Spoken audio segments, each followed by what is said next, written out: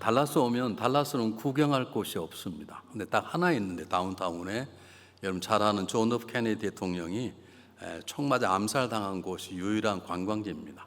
다른 거 볼 데가 없어요. 그것도 뭐 총 맞아 관광지도 그냥 차 타고 총 맞았대 그거지 다는 아무런 데도 없어요.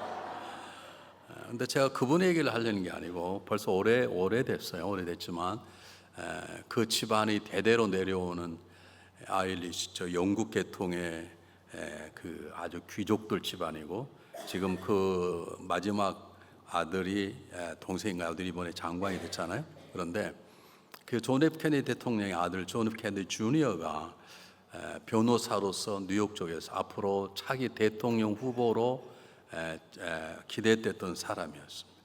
근데 워낙 부자예요 그 집안이. 그래서 뉴욕에 사무실이 있는데 집은 뉴욕이 떨어진 조그만 섬에 자가용 비행기를 두고 출퇴근할 정도로 잘 사는 사람이고 실력도 있었는데 어느 날 비행기를 타고 오다가 저는 비행기를 한 번도 제가 직접 몰아본 적이 없습니다만 아침에 해가 뜰 때 이 태양이 바다에 막 뜨면 비행사가 볼 때 그 태양의 빛 때문에 바다가 하늘같이 착각될 때가 있답니다. 타고 오다가 그냥 들어가 버렸어요. 그래서 이 존 F 케네디 대통령 아들하고 부인하고 부인의 여동생이 함께 죽는 사건이 벌어졌습니다. 여러분 그래서 조종사가 배우는 게 뭐냐면요. 저희 교회 한 분이 조종훈련을 배워서 조종사를 해요. 그래서 비행기를 타고 하는 사람을 가르치는 이제 교관을 하죠. 좀 그런 분들이 몇 분 계십니다만 조종사들이 가르치는 가장 중요한 가르침이 뭐냐면 너 눈에 보이는 대로 하지 말라. 이런 비행기를 타고 하다가 갑자기 확 떨어지면 기분에는 우리 몸이 올라가는 것 같습니다. 여러분 한번 아실 거예요. 한번. 세상 우리의 감정과 다르는 거예요. 네. 비행기 갑자기 확 올라가면 우리 몸은 밑으로 확 떨어진 느낌이 나는 거예요. 떨어진 느낌이 나지만 사실 몸은 올라가는 것이거든요. 그래서 조종사들이 주어지는 가장 중요한 지침이 뭐냐면 상황이 너 눈에 보이는 어떻게 관계되시 너가 보는 너의 필링은 비행기가 떨어지는 것 같지만 계기판이 올라간다 그러면 올라가는 것이다. 너 기분에 너 몸이 올라가는 것이지만 계기판이 지금 비행기가 내려가고 있다 그러면 내려가는 것이다. 그러므로 너의 눈에 보이는 것, 감정, 너의 필링 그거 다 무시하고 계기판만 바라보라. 그게 조종사들이 배우는 가장 중요한 지침입니다. 저와 여러분이 배워야 될 가장 중요한 지침이 뭐냐면 어떤 상황 속에서든지 내 감정이 중요한 게 아니고 내 눈에 보이는 게 중요한 게 아니라 내 귀에 들리는 게 중요한 게 아니라 성경이 뭐라고 말씀하시는가 그게 우리에게 가장 중요한 것입니다. 어려울수록 우리의 삶의 상황에 어떻게 될 것이 앞에 보이지 않을 때 우리가 새로운 출발점 할 때 내 생각이 아니라 내 판단, 내 경험으로 앞으로 이렇게 교회해야 되겠다라고 하는 것이 아니라 성경이 뭐라고 우리에게 말씀하고 있는지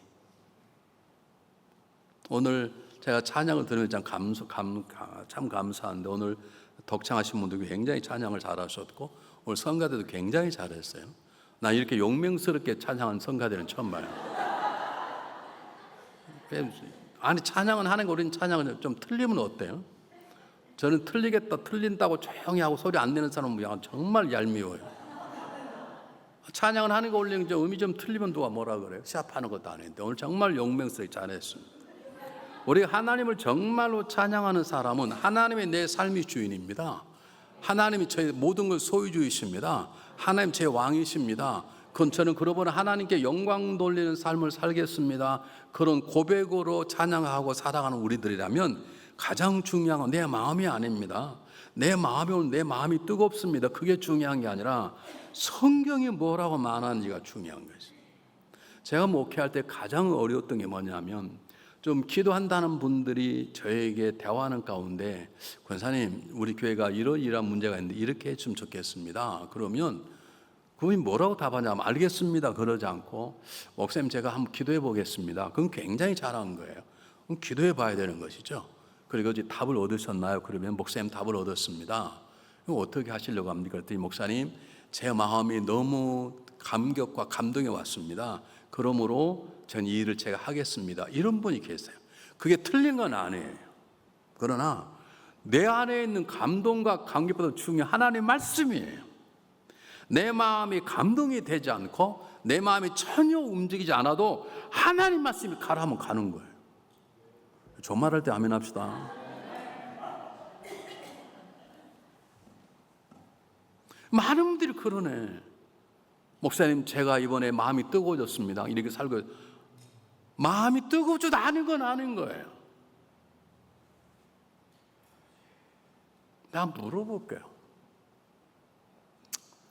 결혼한 지 한 20년, 25년 됐는데 어느 날 출장을 가서 어떻게 이웃 회사 사람들과 식사하고 술 한잔 하다 보니까 뭐 술 한잔 하는 거 할 수 있겠죠. 옆에 있는 아가씨 손을 잡았는데 마음이 뜨거워졌어요. 하나님 뜻입니까? 왜 대답을 안 하시나요? 제 과거를 건드셨나? 그건 전혀 관계없는. 근데 우리는 제가 목회할 때 가장 어려운 게 뭐냐면 이거 좀 하셔야 되겠네. 목사님, 제가 기도해도 감동이 안 옵니다. 감동이 안 올 수 있습니다. 감동이 올 수도 있습니다. 안 올 수도 있습니다. 그건 중요한 게 아니라 정말 중요한 건 성경이 뭘 하는지. 내 눈에는 비행기 올라가는 것 같은데 계기판이 아니라고 하면 아닌 거예요. 우리가 가장 중요한 것은 내가 행하고 안 하고 전진하고 말고 하는 가장 중요한 것은 내 마음이 아닙니다. 목사님 뜻을 알지만 제 마음에 감동이 없습니다. 그건 뭐 못하겠습니다. 무슨 감동이 중요한 거예요? 물론 감동이 중요해요. 그러나 감동보다 중요한 것은 하나의 말씀입니다. 목사님, 제가 기도해 봤는데 마음은 감동이 없었습니다. 그런데 하나님께서 주님을 통해서 말씀하는 걸 믿고 제가 한번 그 말씀에 순종하겠습니다 라고 하는 삶의 자세가 중요한데, 그래서 우리에게 제일 중요한 우리 인생의 나침판이라고 말할 수 있는 하나님의 말씀 속에 들어가 말씀이 뭐라 그러는지 그 말씀을 찾아내고 말씀을 읽어내고 말씀으로 살아내는 것이 하나님이 세우신 교회가 해야 될 가장 중요한 것이고, 교회는 건물이 아니고 여러분 한 분 한 분이시기 때문에 여러분의 삶 가운데 하나님의 말씀이 작동되는 놀라운 역사가 새롭게 시작되기를 간절히 바랍니다.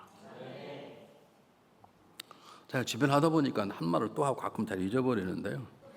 아프리카의 한 침례교회에서 선교단체를 만들어 선교를 했는데 그 전체가 다 한 마을이 추장이 변하면 다 변했습니다. 저희 교회가 저 남미에 가서 복음을 전하는데 마을을 그 메인 본부에서 2시간 동안 차를 타고 들어가는데 한 마을이 추장을 비롯한 150명 정도가 사는 마을인데요. 추장이 예수 믿기로 결정을 하니까 마을 사람이 전체 다 예수를 다 믿은 거예요. 그런 마을이 지금도 있다는 거 저희 교회에서 경험했다니까요. 파라구에 지역에 있는 에순시온이라는 수도에서 2시간 떨어진 시골에 있는 추장 마을을 저희가 그렇게 전도한 적이 있는데 그렇게 해서 한 마을이 전도가 되었습니다. 놀라운 것은 추장 부부가 변한 것입니다. 어떻게 변했냐? 여전히 예전처럼 부부싸움을 한답니다. 근데 그들이 부부싸움하는 방법이 달랐습니다. 어떤 문제를 부부싸움을 하면 남편과 아내가, 추장과 추장 아내가, 여보 성경이 이렇게 쓰여 있잖아. 그러니 당신 잘못된 거야. 한쪽에서 아니야, 이 본문에 이렇게 쓰여 있잖아.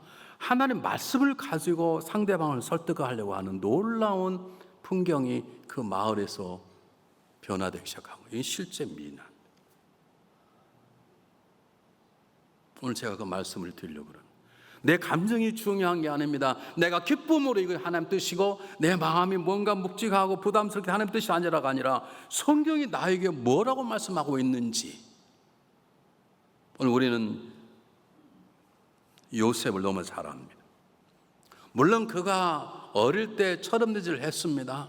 자기의 꿈을 자랑하고 자기가 교만하고 자기는 대접을 받았으면, 저 같았으면 아버지가 아빠 우리 형들은 저기 나가서 몇 달씩 고생하고 들어오는데 나 혼자 집에 있으면 안 되잖아, 나도 한번 가볼래 이래야 되는데, 이 요셉은 어릴 때 이 자식이 철이 없어가지고 절대 그러지 않는 거예요. 그래 안 한 건 좋은데 형들의 잘못을 아버지에게 고자질하기 시작했습니다.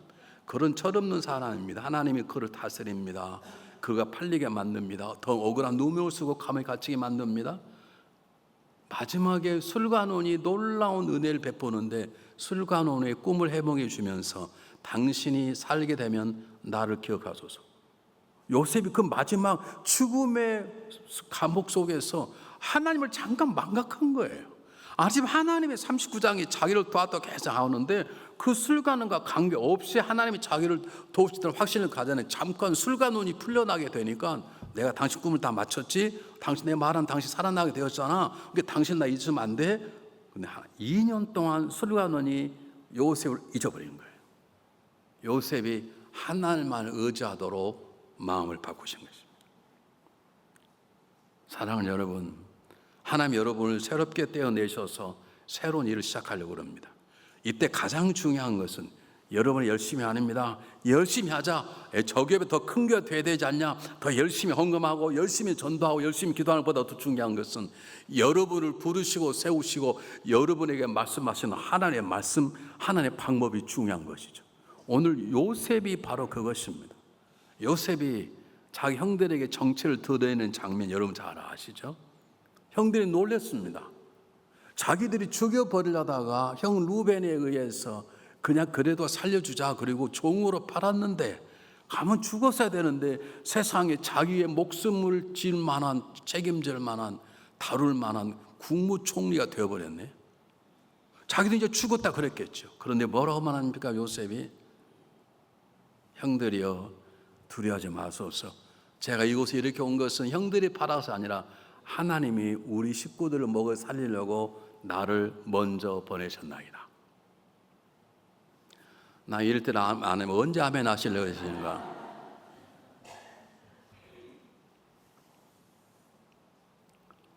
사랑하는 여러분, 믿음이란 내 사랑하는 삶의 영역 속에 이것은 하나님이 하신 일이라고 말할 수 있기까지 진정한 자유함은 없습니다. 다시 말씀드립니다. 날마다는 아니다 할지라도 왜 당신 그렇게 사냐고 물어볼 때 이렇게 사랑하는 건 하나님의 뜻이야. 하나님 뜻대로 살아가 이렇게 말하는 삶의 어느 점들이 없다면 나는 구원 받을지 모르지만 그 구원은 부끄러운 구원, 상투투성인 구원뿐이지 자랑스럽고 이게 하나님의 삶이고 하나님의 은혜라고 말할 만한 삶 되지 않습니다. 여러분 그저 살아서는 안 됩니다. 제가 목회를 잘 해봐야 되겠다 그랬는데 은퇴가 되어버렸네. 34년이 거짓말 안에 딱 3년 지나가는 것처럼 내가 내년에 정말 목회를 잘 해봐야 되겠다 다시 결심하고 또 어렵고 쓰러지고 다시 일어나서 내가 정말 올해는 성령 충만한 목회를 해봐야 돼 그런 은퇴할 때가 되어버렸네. 그런 것처럼 저와 여러분 삶은 언젠가 주마비 쓰게 될 터인데 여러분 그것을 그냥 살아갈 수는 없잖아요. 우리는 80을 살고 90을 살고 100을 사는 게 아니라 한 번 사는 한 번 사는 인생은 어떻게 그냥 살아가냐? 한 번 사는 인생은 어떻게 내 마음이 맞는다 행하고 내 마음이 부담된다 안 하고 어떻게 그렇게 살아가실 수 있냐고. 아닙니다. 한 번밖에 없는 인생이기 때문에 우리는 한 번 사는 인생을 조심스럽게 조종사들이 항상 자기가 타고난 능력이 있다 할지라도 비행기가 자동으로 조종된다 하더라도 비행기 떠다가 이번에 떨어져 버렸지 않습니까?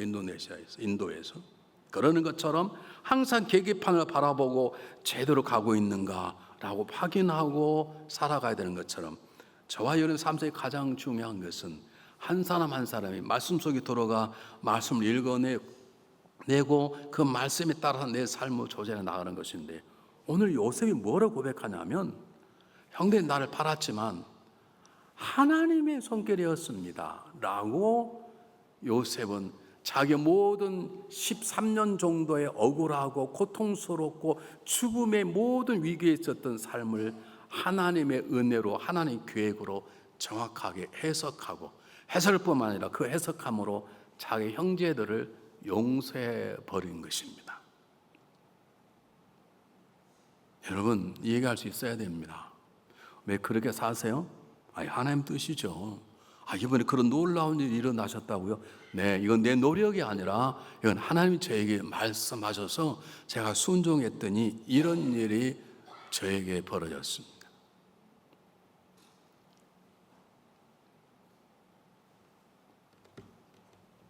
여러분 믿거나 말거나 제가 어느 날 잠을 자는데 저는 잠이 별로 밤에 잠을 잘 못 자요. 잠이 처음부터 없었어요.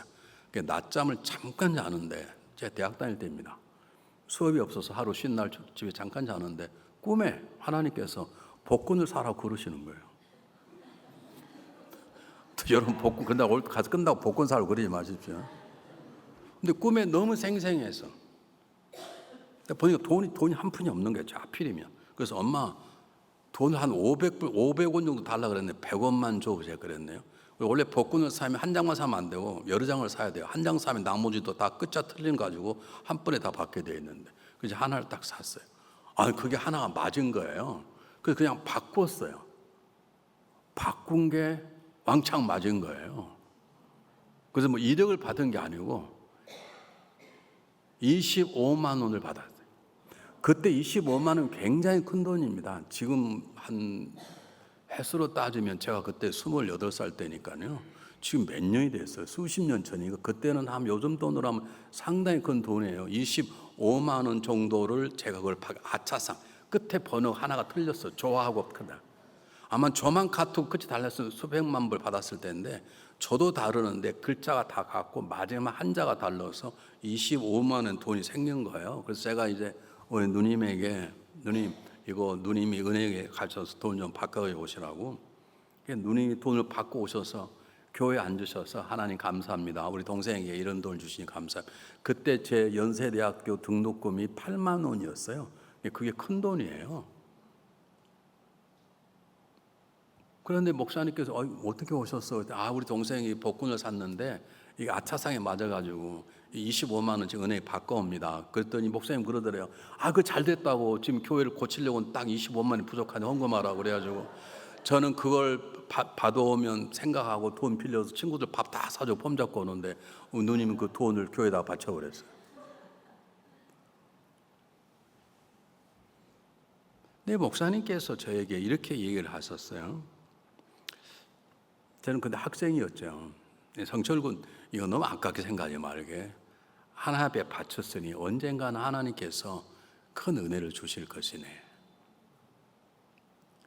어쨌든 그때 이해가 안 됐지만 제가 어느 날 하나님께 은혜를 받으면서 내가 그분 앞에 잘한 게 없는데, 내가 그분 앞에 정말로 결단한 적이 없는데 왜 하나님 나에게 이렇게 좋은 교회를 주시고 좋은 성도를 주시고 좋은 목회자를 주셔서 교회를 섬기게 하는지 뭘까 생각할 때 내가 생각나는 몇 가지가 있습니다. 그중에 하나가 그것입니다. 나는 드리고 싶지 않았지만 어찌 우리 누님의 손을 통해서라도 드리게 된 것이 결국 내가 드린 게 되었고, 내가 화나고 짜증내고 돈 내놓으라면 내놓을 수 있죠.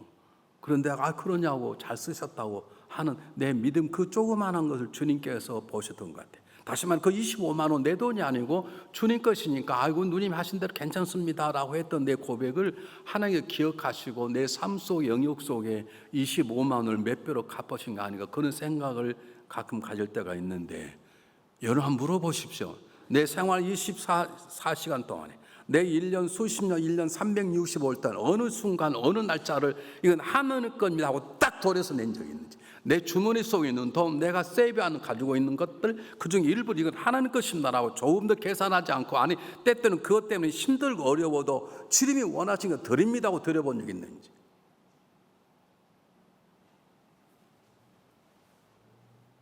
요셉이 말하는 것입니다. 여러분 노예 생활에는 어렵습니다.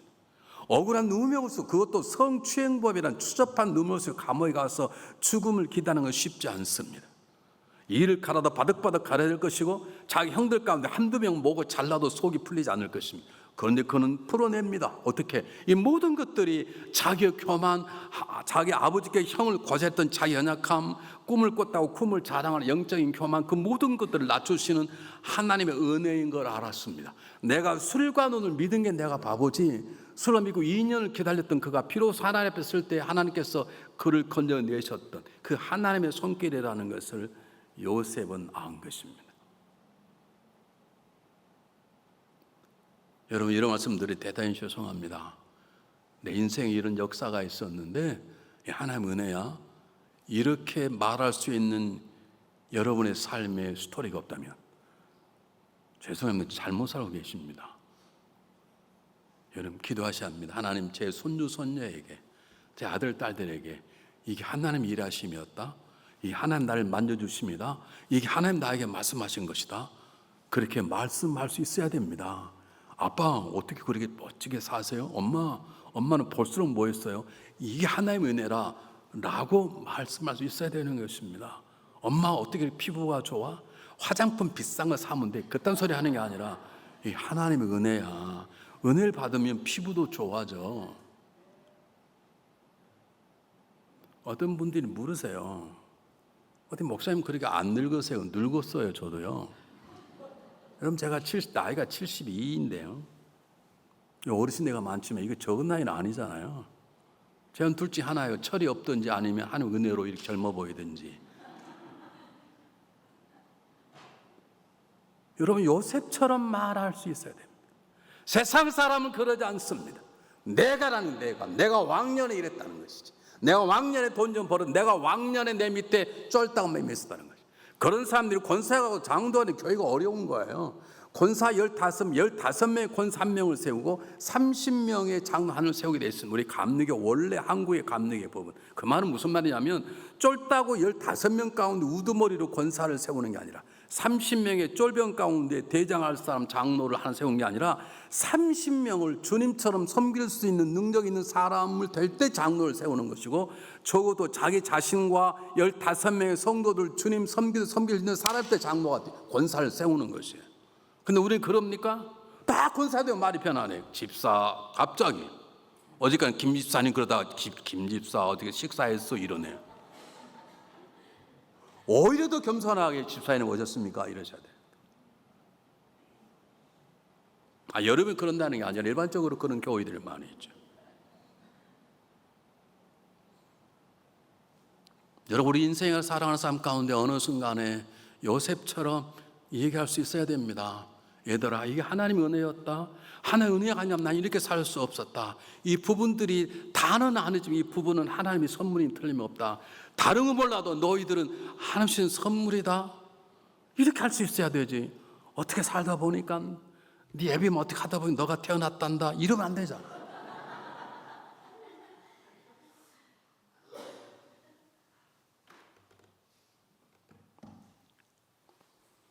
요셉이 이렇게 살 수 있었던 이유를 제가 여러분에게 간단하게 말씀드리려고 합니다. 첫 번째, 어쩌든지 요셉은 꿈꾸는 사람이었습니다. 여러분 새로운 교회를 하나님 시작하였습니다. 꿈을 꾸시길 바랍니다. 벌써 새로운 목사님 오셨지 않습니까? 앞으로 새로운 성도를 기다리는 꿈을 꾸시기 바랍니다. 앞으로 새로운 성도가 오면 나는 그를 이렇게 섬길 것이고 이렇게 나는 교회가 그를 잘 키워서 우리 교회 리더가 되게 할 것이다. 이런 꿈을 꾸십시오. 지금 목사님 나이가 많은 분밖에 안 계시는데 제가 얘기했잖아요. 제가 교회 3대째 목사인데 성교동 교회 제가 가서 보니까 저보다 다 나이 많으신 분이고 저희 집사는 저보다 나이가 많아요. 저보다 젊어 보이죠? 젊은 탈을 쓴 늙은 여우예요. 저보다 생일이 빨라요. 그래서 저보다 10년은 젊어 보여요. 가서 보니까 다 나이 드신 분이에요. 그런데 꿈이 생겼어요. 왜요? 이제는 젊은 사람이 올 가능성이 많은 것이지. 우리 기도합시다. 그리고 기도하기 시작했더니 하나님께서 제가 어제 말씀드렸던 젊은 사람을 보내주시고 그가 또 젊은 사람을 제비가 먹이를 모아오는 것이고 또 나이 드신 분들이 젊은 사람이 오니까 자기 아들처럼 얼마나 잘 대하는지. 한 사람은 의사인데 젊은 의사인데 그가 필라델피아로 이사를 가게 되었습니다. 병을 얻어서. 젊은 의사인데 젊은 사람이 없는데 한 사람이 와서 의사인데 어르신들이 그지까지 기도하면 엉엉 우시는 거예요. 여러분 성도가 이사 갈 때 가서 엉엉 울어본 적 있습니까? 이 어머니들이 자기 아들이 가는 것처럼 엉엉 우는 것이에요. 하나의 그 눈물을 보시고 계속 울도록 저희 교회 젊은이들 보내주셨어요. 여러분 요셉은 철이 없었지만 꿈을 꿨습니다. 형들 보소서 형들이 나를 섬긴대. 내가 형보다 큰 자가 된대. 심지어 엄마 아빠 나를 섬긴대. 이것은 요셉의 꿈이 아닙니다. 나는 그런 존재가 되고 싶다. 나는 형들을 다룰 수 있다는 말이 아닙니다. 하나님 꿈을 주셨어. 그런데 내가 형들의 리더가 된대. 우리 집을 내가 먹어 살린대. 이 하나님 주신 꿈이야. 그것 때문에 형들의 미움을 받았지만 요셉은 그 꿈을 잃지 않았습니다. 그 꿈을 붙잡았습니다. 그 꿈을 붙잡았기 때문에 내가 살아야 우리 아비 어머니도 살고 내가 살아야 형들도 산다는 생각 때문에 그는 종으로 팔려가서도 보디발 아래의 유혹을 이겨낼 수 있었던 것입니다. 그렇지 않았다면 그는 넘어졌을 거예요. 내가 당신과 잘 수 없는 건 내 주인이 아닐 뿐만 아니라 나는 내 아버지 어머니를 살려내야 할 사람이고 나는 우리 형제 자매를 먹여 살려야 할 사람이 하나님 내 꿈을 주셨기 때문에 나는 당신의 여자와 함께 할 수 없다는 마음을 가지고 있었습니다. 억울한 누명을 쓰고 감옥에 들어갔습니다. 그것도 억울한데도 억울한 누명을 쓰고 정말 저 지하 밑바닥에 끌려갔습니다. 아마 병들어 죽었을 거예요. 아마 자살했을 거예요. 자기 머리로 벽을 받아 죽었을 거예요. 죽을 수가 없었습니다. 왜냐하면 하나님 주신 꿈이 있습니다. 내가 너를 세우리라. 너 형제보다 높은 자가 되게 하리라. 너희 부모가 너 때문에 나 살게 되리라. 그 꿈을 요셉은 포기하지 않았습니다. 여러분, 하나님 여러분 주신 꿈을 아십니까? 왜 여러분을 떼어내셨을까요? 하나님이 새롭게 하나님 다음의 교회를 만들기 위해서 이제는 썩어져가는 UMC에서 정말 하나님의 말씀대로 성경을 다시 한 사람이 다른 사람의 만남, 여자 만남, 남자와 여자의 만남 그걸 빼고 그냥 두 사람의 만남의 결혼 그렇게 고치려고 노력하는 썩어져가는 UMC가 아니라 너희는 이제 따로 나와 새로운 나의 교회를 세우라는 사명을 가지고 내가 나이 많았지만 많이 들었지만 하나님 여러분을 택하여 세웠다는 새로운 소망을 가지시고 그분께 물으시기를 바랍니다. 하나님 저희 구체적으로 꿈을 더 주십시오. 그리고 꿈을 이룰 수 있는 믿음을 주시기를 바랍니다. 그 기도하시는 여러분 되시기를 주님으로 축복합니다. 두 번째입니다. 요셉은 꿈만 꾸지 않았습니다. 그 꿈을 꾼 지 13년 만에 그가 국무총리인 것입니다. 여러분 13년이면 쉽지 않습니다. 종생활, 감옥생활 합쳐 13년이라면 아마 웬만한 사람 병들어 죽었을 것입니다. 웬만한 사람 아마 인생을 포기했을 것입니다. 요셉은 13년을 포기하지 않고 견뎌냈습니다. 꿈은 가지고 있으면 되는 게 아니라 하나님 꿈을 가져주셨으면 그 꿈을 고백하고 꿈이 이루어지도록 철저히 준비하고 노력합니다. 꿈이 가졌으면 그 꿈을 절대로 포기하지 않습니다. 예수님은 십자가에 매달려 우리를 구원하시는 꿈을 꾸시기 위해서 예수님은 30년을 기다리셨어요. 제가 어제 말씀드렸지만 저는 성질이 급했다잖아요. 제가 국민학교 때 원예반을 했습니다. 원예반을 이렇게 학교를 아름답게 하고 꼴을 심고 이렇게 가꾸는. 근데 그 국민학교가 저희 아버님이 학장으로 있는 소속 국민학교예요. 담임선생님이 지금 생각하면 좀 기분이 언짢지만 우리 아버지에게 잘 보이려고 저에게 화분을 하나 줘요. 그리고 야 성철아 여기 굉장히 좋은 꽃씨를 심었다. 비싼 거다. 이걸 잘 키워서 꽃이 피면 가져오라. 우리 아버지가 뭔가를 좀 잘 보이고 싶으신 거예요. 저는 한 번도 성경해 본 적이 없습니다. 가서 물 주고 아침에 보면 아무것도 없으면 파봐야 돼. 그럼 그 속에 씨가 또 묻어. 그럼 물 주고 다음날 또 없어. 또 파봐. 결국 다 죽었어. 우리 어머님이 얘야 이리 와라. 그 꽃씨가 나는 꽃과 똑같은 걸 사가지고 제가 학교에 갖다 준 적이 있습니다. 여러분 인내하십시오. 여러분 하나님께 여러분 불러냈지 않습니까? 하나님 귀한 목회자 오셨지 않습니까? 교회 금방 성공하지 노노노노노 좀 더 기다리십시오. 귀한 일일수록 시간이 걸리는 것입니다. 인내하시고 기다리십시오. 여러분 하나님께 새롭게 여러분을 불러내셔서 새로운 일을 하시고자 하는 하나님의 꿈이 여러분 꿈이 되고 가기를 그 꿈을 끼워나 더 많이 기도로 물을 주고 더 많이 사랑으로 서로를 섬겨나가면서 인내하는 삶 누군가 지친 것 같다 그러면 가서 우리 밥도 먹이고 격려도 하고 그래서 이 전체 교회가 하나님 주신 꿈을 잃지 아니하는 인내의 삶을 잘 살아갈 수 있도록 여러분께서 항상 노력하시기를 부탁을 드립니다. 보통 조그마한 제가 얘기했잖아요. 채소 같은 거 심으면 며칠만 싹이 금방 나요. 근데 제일 늦게 사는 난 좀 존재가 누구냐면 인간이에요. 인간은 거의 어머니 뱃속에 9개월이 있어야 되는 거예요. 하나님은 9개월이 아니에요. 예수님은 30년을 기다리셨어요. 여러분 생각할 때 새로운 목사님 오셨고 그리고 우리가 열심히 하면 금방 성공한 안에 더 인내하시길 바랍니다. 더 기다리시되 하나님의 꿈을 내 안에 품고 꿈이 이루어지도록 기도하고 그 꿈이 이루어질 때 내가 해야 될 일이 무엇인가를 보고 때에 따라 물도 주고 밭을 가는 작업이 여러분에게 필요한 것을 마음속에 새기시기를 바랍니다. 자, 성경을 함께 보겠습니다. 이 시간에는 야고보서 한번 볼까요?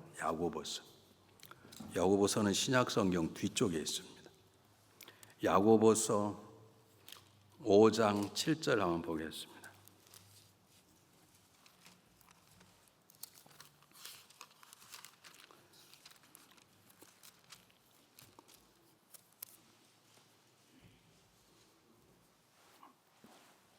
야고보서 5장 7절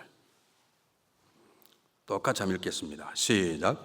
그러므로 형제들아 주께서 강림하시까지 길이 참으라. 보라 농부가 땅에서 나는 귀한 열매를 바라고 길이 참아 이른 비와 늦은 비를 기다리나니 그랬습니다. 길이 참는 것입니다. 저는 이상한 집안에 살았는데 저희 아버님은 대학 학장을 하셨고 저희 어머님은 농사를 지셨어요. 저는 어릴 때 이해가 안 됐어요. 우리 아버님 학장 역할만 감당해 충분히 먹고 살만하거든요. 그런데 우리 어머님은 농사를 지셨어요. 근데 저는 어머님 따라서 논에 많이 다녔어요.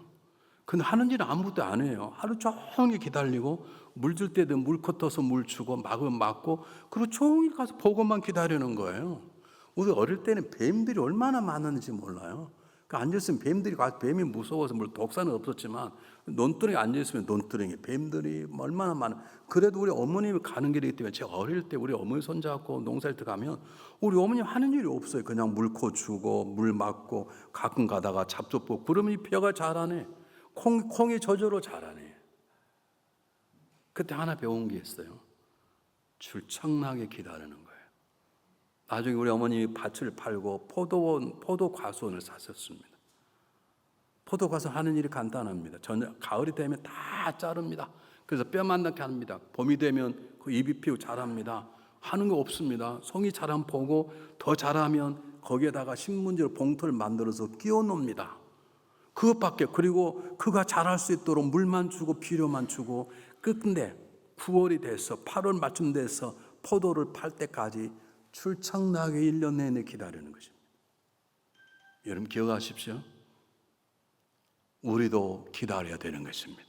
주님께서 우리를 기다려 주시듯이 저와 여러분도 하나님 주신 새로운 꿈이 이루어지도록 여러분 항상 최선을 다해서 인내하시고 기다려 주시는 삶을 살아내시기를 부탁을 드립니다. 세 번째, 중요한 것은 이런 놀라운 일 가운데 하나님 주신 놀라운 일 가운데 요셉이 했던 가장 중요한 뭐냐면 요셉이 최선을 다했어요. 제가 어제 창세기 39장을 말씀드렸는데 여러분 대가 창세기 3 읽어보세요. 요셉이 노예로 팔려서 얼마나 열심을 했던지 노예의 대장이 됐어요. 그가 감옥에 갔는데도 감옥에서 얼마나 잘했던지 그 죄 있는 가운데에도 가장 중요한 탁월한 리더로 간수장에 세웠어요. 저처럼 여러분 얼마나 큰 능력을 가졌는가? 얼마나 큰 헌신화가 중요한 게 아니라 최선을 다했는 거예요. 우리는 이렇게 말할 수 있어야 합니다. 나는 오늘 최선을 다했다. 그러면 이제는 하나님이 일하실 것이다. 나는 올 한 달간 최선을 다했다. 그러면 이제 하나님께서 열매 맺게 하실 것이다. 여러분 물어보셔야 합니다. 오늘 교회 가서 기도하자 맞습니다. 30분 했습니다. 갈까? 그럴 때 물어봐야 됩니다. 이걸 최선을 다한 기도인가? 물어보셔야 됩니다. 성경을 하루에 9장, 10장 읽기로 했습니다. 9장 읽었습니다. 약속한데 읽었다. 거의 끝나는 게 아니라 이건 난 최선을 다하는 것인가?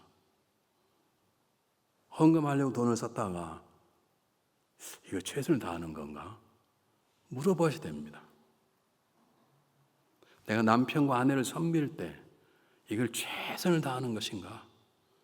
물어보셔야 됩니다. 스스로. 상대방에게 물어보지 마십시오. 물어봤다가 싸움한 가정이 한두 명이 아니었습니다. 물어보지 마세요. 제가 이 가정세미나 하다가 혼난 적이 있습니다. 스스로 물어보세요. 나는 지금 이 교회 장로로서, 이 교회 목회자로서 나는 최선을 다하고 있는가?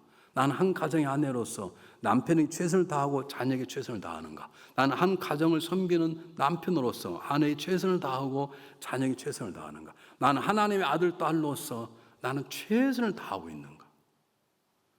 요셉의 장점은 어릴 때는 철이 없었지만 그는 하나님 주신 꿈을 이루기 위해 그는 최선을 다했습니다. 그는 자살하지 않았습니다. 적당히 살지 않았습니다. 어차피 죄수인데 그냥 적당히 살지 그러지 않았습니다. 그는 감옥에 들어가서도 최선을 다했다고 말합니다. 우리는 이렇게 말할 수 있어야 합니다.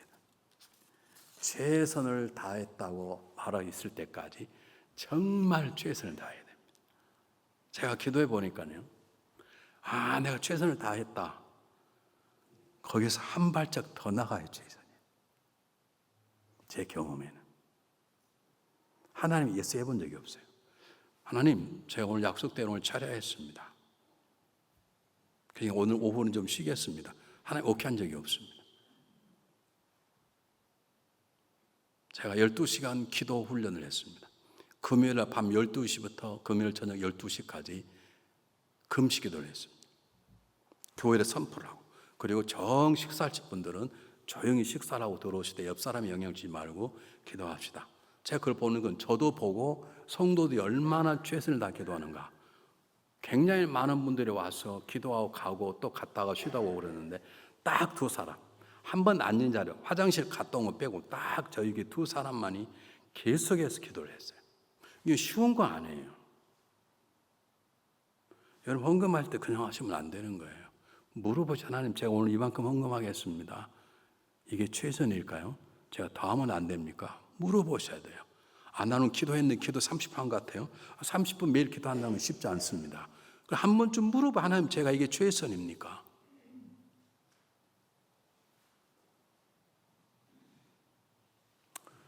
박 목사님 목회가 어려우셔. 아무도 아멘을 안 해. 자, 더 중요한 게 있습니다. 제가 길게 하면 안 되니까 짧게 해야 되잖아요. 가장 중요한 것이 뭐냐면 요셉은 하나님과 친밀한 관계를 가졌습니다. 성경은 요셉과 하나님이 어떻게 했단 말이 전혀 없어요. 제가 왜 없을까 제 나름대로 고민했는데요. 어떻게 요셉과 하나님이 친밀한 관계를 쓸만한 단어가 없는 거예요. 여러분 창세기 39장이면 하나님이 요셉을 도왔다, 하나님이 요셉을 도왔다라고 기록되어있지 요셉을 돕는 하나님을 요셉 어떻게 했다고 말하지 않아요. 왜냐하면 그걸 어떻게 우리 언어로 표현할 수 없는 거예요. 근데 어떻게 요셉이 형들이 두려워하지 마소서, 형들이 돌아오면 우리를 이렇게 하고 살리게 하는 것은 하나님이 하신 것입니다. 당신 나를 판 것도 하나님이 하신 것입니다. 우리 식구를 살리는 하나님이 하시면 어떻게 이를 말할 수 있습니까? 그 하나님과 하나 되지 않았다면, 하나님 깊은 교제를 갖지 않았다면 형들은 죽었을 것이에요.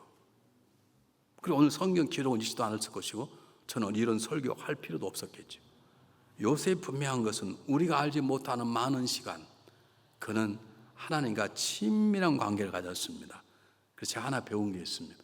여러분 기도를 열심히 하시되 남편이 모르는 시간을 기도하는 남편이 있어야 되고 남편이 모르는 시간을 기도하는 아내가 있어야 되고 나와 하나님과 1대1로 만나는 시간이 중요합니다. 맨미무 중복이라는 거 굉장히 중요합니다. 모든 기도의 첫 번째가 뭐냐? 마태복음 6장 6절입니다. 너는 조용히 골방에 들어가 문을 열고 문을 닫고 기도하라. 하나님 우리를 1대1로 만나기를 원하시는 거예요. 하나님은 이 땅에 많은 수십억 76억 인구가 있지만 하나님은 꼭 나만밖에 없는 것처럼 나를 대하기를 원하세요. 믿습니까? 이거 지금 수십 명이 모여있지만 하나님 우리를 대하실 때 나는 너밖에 모른다라고 말하는 것처럼 우리를 대하시기를 원하시는 거예요. 제가 이런 예를 들 때마다 들은 예인데 저와 친한 친구가 있어요. 저보다 먼저 결혼을 했어요. 근데 이 녀석이 너무 재밌는 거예요. 야 이번에 결혼하는데 우리 신혼여행을 설악산과 북산으로 하면서 5박 6일 신혼여행을 간다. 그런데 같이 갈 친구 3명을 뽑는다는 거예요. 신혼여행 어떻게 가야 돼요? 신혼여행 둘이만 가야 되잖아요. 두 사람만 쌓아가는 아름다운 러브스토리 있어야 되는데 친구 3명, 워낙 친구를 좋아하다 보니까 친구 3명을 데리고 간 거예요. 그것 때문에 그 친구는 지금까지 부인에게 결혼 기념일만 되면 꽃빠지게 혼나고 기합받고 그래. 우리 또 친구가 3명이 또라이들이 신청을 해서 같이 갔어. 저는 우리 집사람과 둘이만 신혼여행 갔어요. 무려 9박 10일을 갔어요. 9박 10일 간 게 엊그제 같은데 벌써 40년 지났어요. 여러분 그냥 살 수 없어요. 정신 차리고 사세요. 눈 떠보니까 은퇴할 때가 됐더라고요.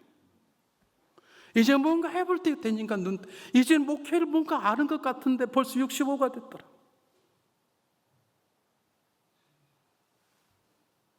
그러므로 부탁드립니다. 내일이 아닙니다. 오늘부터 예배 끝난 다음부터 하나님 주신 꿈을 다시 한번 찾으시기 바랍니다. 내 꿈이 아닙니다. 나를 통해서, 우리 가정을 통해서, 오히려 교회를 통해 하고자 하는 하나님 꿈이 무언가를 물으십시오. 말씀 안 하시면 아실 때까지 기도하십시오. 하나님 저에게 말씀해 주십시오. 하나님 제게 이런 꿈이 있습니다. 아닙니다. 내 꿈은 내려놓고 하나님 우리를 따로 띄워놓은 이유가 무엇입니까? 하나님 제가 해야 될 일은 무엇입니까? 제가 우리 교회 맡아야 될 일은 무엇입니까? 물어보셔야 되는 거예요.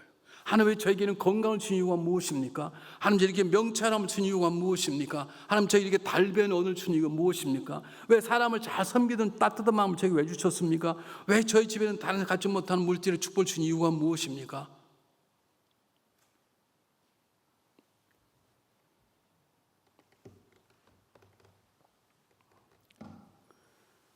사랑하는 여러분, 분명한 것은 하나님께서 잘 섬기던 교회를 따로 떼어나와 소수가 나오게 한 것은 하나님이 여러분을 통해서 무서운 새로운 일을 시작하시겠다는 뜻이에요. 그럼 때가 되면 하나님이 그때 우리를 이렇게 떼어내셨지, 그리고 이런 일을 행하셨어, 이 하나님의 계획이야, 그 계획 안에 간 우리가 이런 행복을 누리고 있어, 이렇게 말할 수 있도록 여러분이 꿈을 꾸셔야 되고, 그 꿈을 이룰 때까지 인내하셔야 되고, 그 꿈을 이루도록 하나님과 친밀한 관계를 맺어 가셔야 되는 것입니다. 제가 부탁드립니다. 하나님과 일대하는 골방 기도하십시오.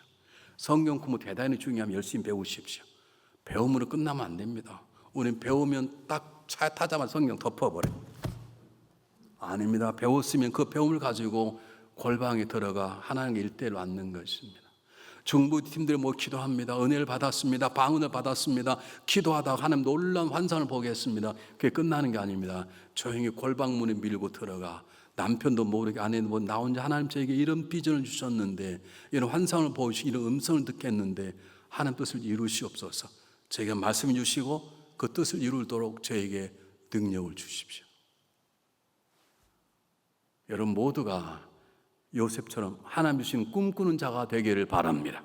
그 꿈을 이루기 위해서 억울하도 억울하지 않고 버림받아도 버림받았다고 칼을 갈지 않고 모든 걸 하나님의 꿈으로 품어내는 요셉처럼 넉넉한 자가 되시길 바랍니다. 그리고 때가 되면 이건 내가 하는 일이 아니고 하나님의 마음이라고, 하나님의 마음이 용서한다고 말할 수 있는 그리스도의 마음, 하나님의 마음을 닮아가는 놀라운 심령 되시기를 주님의 이름으로 축복합니다.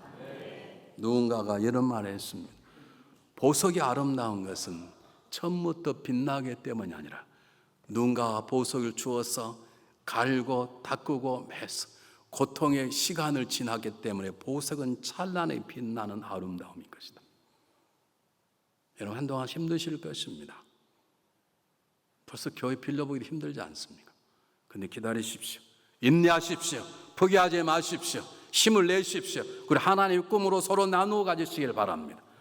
그리고 서로 기도하시되 그분 앞에 조용히 앉는 골방 기도에 모이기 시작하면 하나님이 여러분을 이끌어내셔서 언제인가 요셉처럼 우리 예전 사람 미워하지 말자. 이게 하나님을 열었네. 교회가 또 하나 생겼네. 우리가 큰 게 그게 다 우리 다시 왔네. 장로교 실화입니다. 장로교 목사님께서 신학생 하나를 데려다가 공부를 시켰습니다. 장학금 주고, 미국에서 있던 일입니다. 장학금도 다 공부를 시켰는데 이 전도사가 목회자가 너무 똑똑한 거예요. 목사 안 숙게 다 밖에 다 도와주었어요. 목사님 나이가 많아서 이제 은퇴할 때가 몇 년 안 남았고, 어느 날 전도사가 찾아왔어요. 목사님 죄송하지만 제가 어제 기도하는 가운데 하나님 제게 말씀하셔서 제가 교회를 개척하려고. 아 그러냐고. 내가 도와주지 어디 개척하려고 그러니까 바로 옆에다가 교회를 하나 빌렸습니다. 400명 모인 가운데 150명이 떨어져 나간 거예요. 그것도 어떻게 접촉했냐. 헌금 많이 기도 많이 하면 다 나간 거예요. 그것까지는 좋아요. 2달에 연락이 왔어요. 목사님 준비가 다 창립 예배를 드리려고 그러는데 목사님 오셔서 축도해 주면 좋겠어요.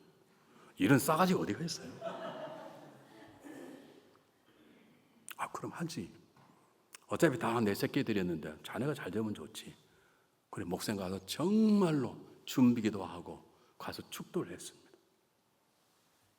그 다음 주에 난리가 났습니다. 나 같은 70명이 다 돌아버렸어요. 싫어합니다. 다 돌아버렸어요.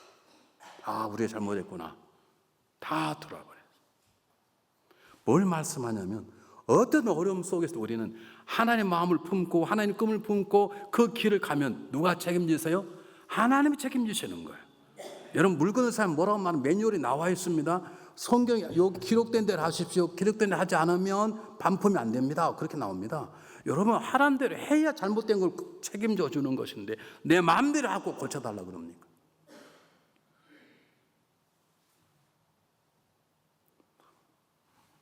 저는 예전에 이 교회를 몇 번 다녀왔었기 때문에 이 교회가 참 좋은 교회다라는 걸 잊을 수 없습니다. 특별히 그 상황이 어떻게 됐는지 모르지만 나이 드신 분들이 나가셨다고 해서 이 하나님 뜻이구나, 그런 마음을 갖게 되었습니다. 더 놀라운 것은 박연 목사님이 가게 되면서 하나님 그 교회를 사랑하시는구나, 그런 생각을 제가 갖게 되었습니다. 여러분, 큰 꿈을 가지십시오. 내 꿈이 아니라 하나님의 꿈. 물어보시오. 하나님, 저에게 가진 하나님의 꿈이 무엇입니까? 물어보세요. 여러분의 꿈을 이루어달라고 비는 건 그건 무당이 하는 샤머니즘이네, 비나이다, 산신령께 비나이다. 우리는 산신령 비는 게 아니라 하나님 꿈을 주십시오. 그 꿈을 이루도록 저에게 하나님 마음을 주십시오. 기도하는 것이죠. 그리고 기다리십시오. 서두르지 마십시오. 하나님은 서두르지 않습니다. 하나님은 절대 뛰지 않습니다. 우리 옛말에 양반은 대들보가 무너져 뛰지 않는다 그러잖아요. 하나님 양반보다 더 보통 분이 아니십니다. 기다리십시오. 그리고 하나님을 바라보십시오. 하나님 앞에 1대1로 앉으십시오. 하나님 주신 일보다 하나님을 더 가까이 하십시오. 그러다 보면 때가 되면 하나님 이 교회를 드러내셔서 하나님이 교회 주인 되신 것과 이 교회인 여러분들을 사랑하고 쓰시는 것을 그분께서 친히 세상에 드러내실 것입니다. 그때까지 하나님 주신 꿈을 품어내고 인내하고 하나님과 친밀한 관계를 가져내시기를 주님의 이름으로 축복합니다.